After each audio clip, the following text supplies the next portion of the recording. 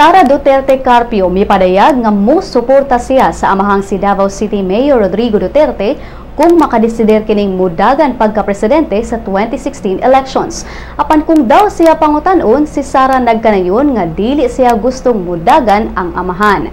Mato niya nga sa level sa presidente, dako na nga mga problema ang kinahanglang atubangon. Daw sa edad na 70, dapat na nga mulaylo o muretiro na si Duterte o ang amahan ni Sara Duterte. Apan bisan pa man kung makadesider ang mayor nga gusto niya nga modagan, sigon sa anak nga 100% nga suporta ang iyang ihatag.